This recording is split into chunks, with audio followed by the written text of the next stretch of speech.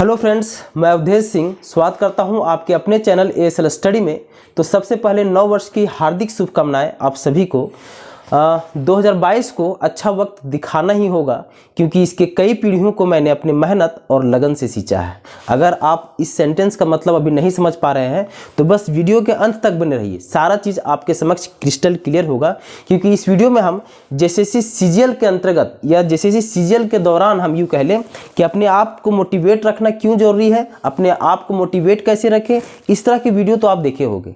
लेकिन अपने आप को मोटिवेट रखने के क्रम में कौन सी मुश्किलें आपके समक्ष आ सकती है, आज हम उस पॉइंट पे भी बात करेंगे। और अपने आप को कैसे मोटिवेट रखें इस पे तो बात करेंगे ही करेंगे। साथ ही साथ कुछ लाइंस मैंने आपके लिए लिखा है यहाँ पर, जो शायद आपको इंस्पायर कर सकती है या आपको मोटिवेट करने या आपको मोटिवेट रहने के क्रम में आपके लिए एक सहायक के रूप में कार्य कर सकती है ये लाइंस। तो बस चीज़ों को समझते जाइए वन बाय वन। तो सबसे पहले मैंने ये लिखा है यहाँ पर कि जेएसएससी सीजीएल की तैयारी के दौरान अपने आप को मोटिवेट रखना क्यों मुश्किल हो सकता है।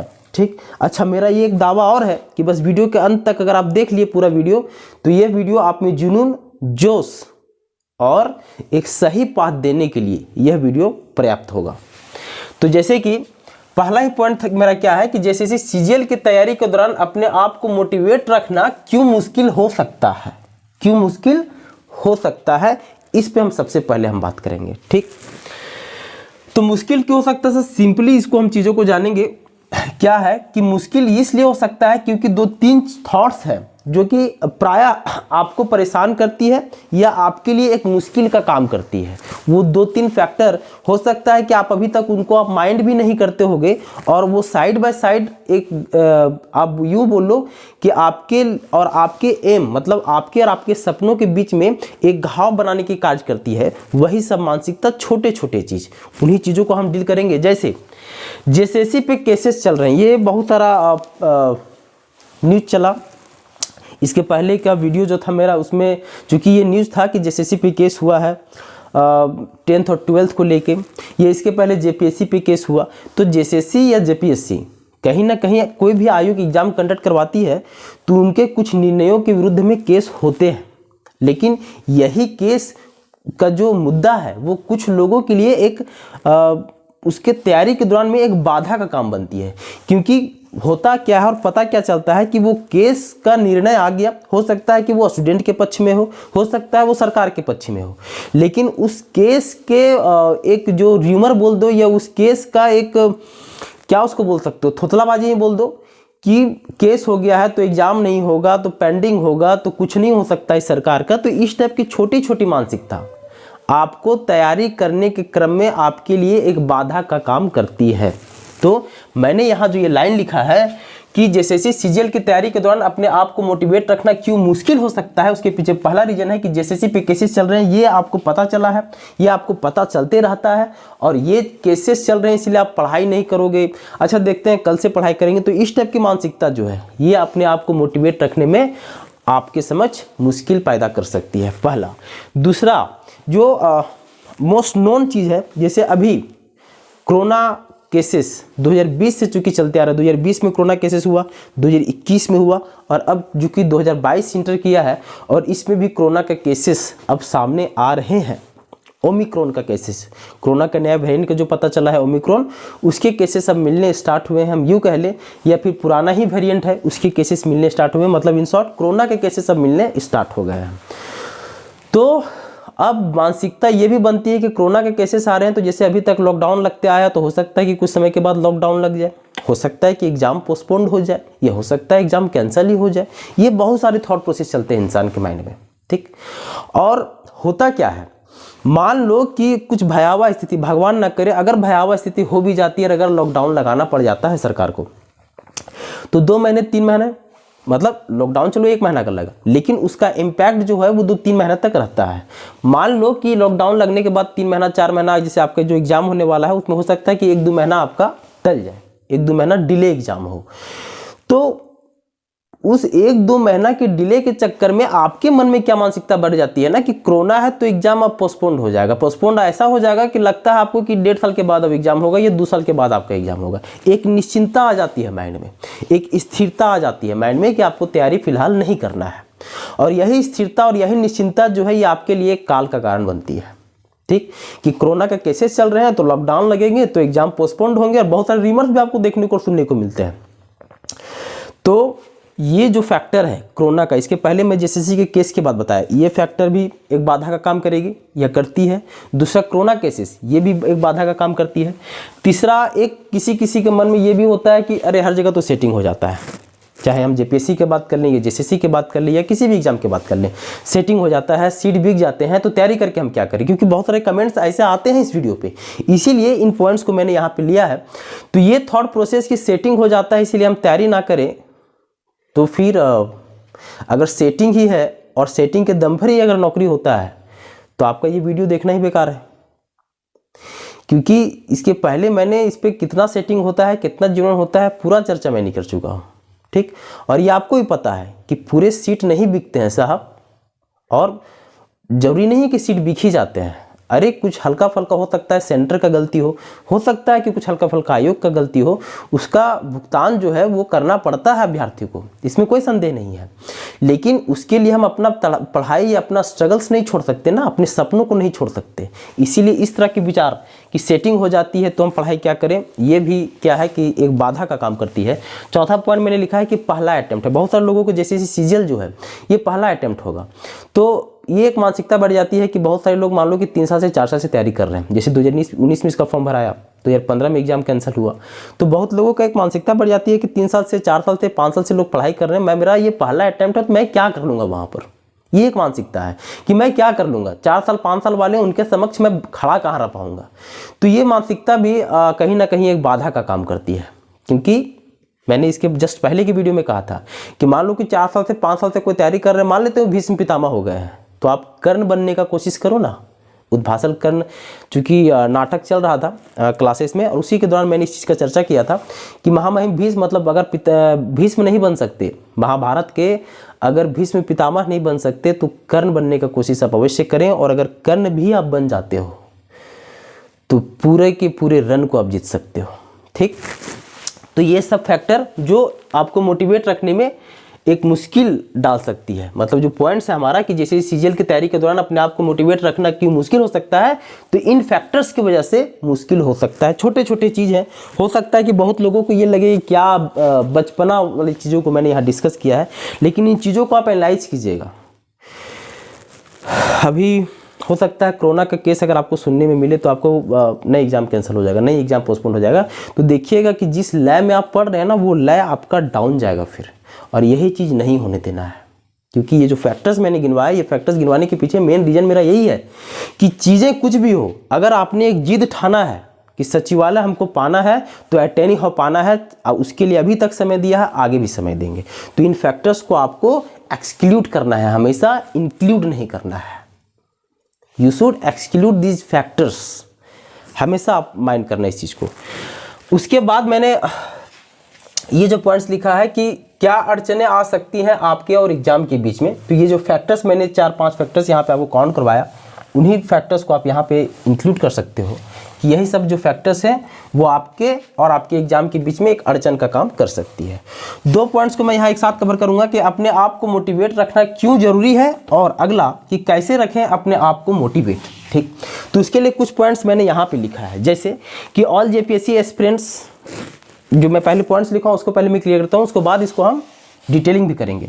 सीरियस जेसीसी सीजीएल कैंडिडेट्स, अगर 3-4 साल वाले एक्सपीरियंस को हराना है तो करना ही पड़ेगा।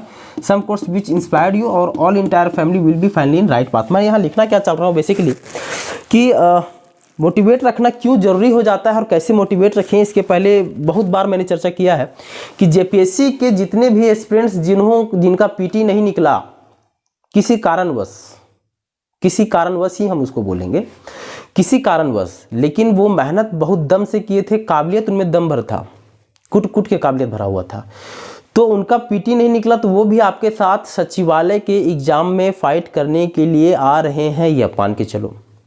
बहुत सारे लोग, चूंकि 2019 में ही इसका फॉर्म भरा चुका था, फिर वो रद्द हो गया, लेकिन 2019 से ही बहुत सारे लोग डेडिकेटेड हैं सचिवालय के लिए, क्योंकि नो डाउट ये बहुत अच्छा पोस्ट आपको ऑफर करता है जेएसएससी सचिवालय, है ना। तो बहुत सारे लोग उस समय से, चूंकि इसके पीछे डेडिकेटेड हैं 3 साल से 4 साल से, तो उनके साथ भी आपका कंपटीशन होने वाला है। बहुत सारे लोग 5 साल से 6 साल से तैयारी में हैं, उनके साथ आपका कंपटीशन होने वाला है, ठीक है। और सबसे बड़ी चीज़ जो आपको मोटिवेट रखने में आपके काम आएगी कि जब भी आप डिमोटिवेट हो पढ़ते पढ़ते, क्योंकि फेज आता है स्टूडेंट लाइफ में, आप हमेशा अपने आप को मोटिवेट नहीं रख सकते, कुछ एक फेज होगा 1 आध घड़ी का 2 घड़ी का कि आपको डिमोटिवेट कर देगा वो, ठीक।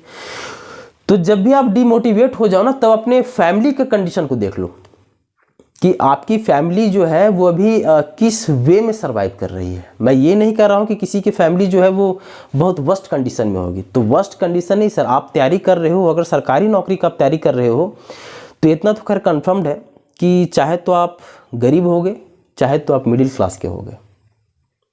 मतलब अमीर जिसको बोलते हैं ना, रईस पूरा अमीर। अमीर किसको बोलते हैं सर? सुख सुविधा का सिर्फ चीज़ रहना अमीरी का पहचान नहीं होता है, ये तो मिडिल क्लास फैमिली में आ जाता है। अमीरी उसके बोलते हैं जो पैसा खर्च करते हैं सिर्फ शौक के लिए। खैर उस पर हम ज़्यादा एक्सप्लेनेशन पे अभी नहीं जाएंगे। फिलहाल हम ये कहना चाह रहे हैं कि अपना फैमिली कंडीशन को आप देखिए कि किस वे में, या फिर आपके माता पिता की क्या उम्मीदें हैं, उनके आँख को एक बार पढ़ने का कोशिश कीजिए। बिना बोले हुए भी उनके आंखें जो है वो आपसे बहुत कुछ बोल जाएंगी। कभी शांति दिमाग से उन आंखों को तराशने का कोशिश कीजिएगा। शांत मन में, हो सकता है किसी गार्जियन बार बार आपको टॉर्चर ना करता हो, बार बार आपको नहीं बोलते हो सकता है बहुत तरह के बोलते भी होंगे, लेकिन जिनके गार्जियन नहीं बोलते हैं इसका अर्थ बिल्कुल ये नहीं है कि वो आपसे कुछ उम्मीद नहीं रखे हैं।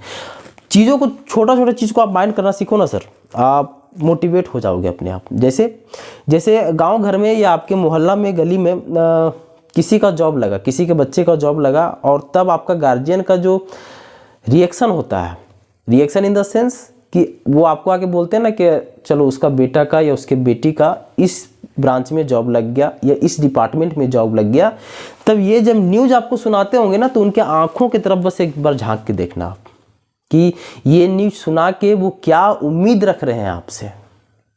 तो उन उम्मीदों पे खरा उतरना है, अपने परिवार को, आस को पूरा करना है, तो आपको मोटिवेट रहना होगा एट एनी हाउ। तो सबसे बड़ा चीज़ है कि अपने फैमिली कंडीशन को आप देखिए, देखते रहिए किस फेज में अपने आप को आप तैयारी करवा रहे हो, किस फेज से आप गुजर रहे हो, उन चीज़ों को आप रिकॉल कीजिए, क्योंकि दिमाग जो है ना हमेशा धोखा देने का काम करती है, हमेशा आपको डाइवर्ट करने के काम करेगी, छोटे मोटे सुख में आपके दुख को भुला देने के काम करेगी। ये कहीं ना कहीं अच्छा भी है, लेकिन कहीं ना कहीं यही घातक भी साबित हो जाता है। जैसे महाभारत में एक स्टोरी था, मेरा खैर आदत है छोटा चीज़ों को डिटेलिंग करना, इसीलिए थोड़ा सा मैं डिटेलिंग यहाँ और करूँगा कि महाभारत में जब द्रौपदी का चिरहरण हुआ था दुर्योधन के द्वारा, दुर्योधन जिसने चिरहरण करवाया था द्रौपदी का, तो अर्जुन जो है द्रौपदी के चिरहरण के बाद जब उनको वनवास हुआ था और अज्ञातवास हुआ था टोटल 13 साल का, उस वक्त अर्जुन ने एक कसम खाया था कि जब तक मैं अपने प्रतिशोध का बदला नहीं ले लेता तब तक अपने भोजन में कंकड़ मिला के खाते रहूँगा, और यह कंकड़ मुझे ये याद दिलाते रहेगा कि मैं एक जानवर की भांति अभी जी रहा हूँ।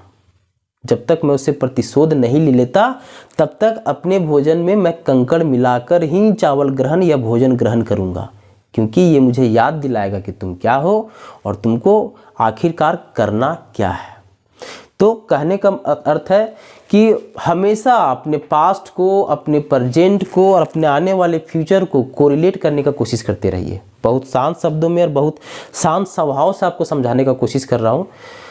सिंपल सा वे है, अपने गार्जियन को आँख को देखिए, आप बहुत कुछ कह जाएंगे उनकी आँखों, और आपके गार्जियन, आपके मम्मी पापा या आपके भाई बहन जो भी बड़े हैं या जिनका आपसे उम्मीद है, जो आपको तैयारी करवा रहे हैं, उनका आँख आपको मोटिवेट करने के लिए बहुत है और किसी चीज़ का ज़रूरत नहीं है।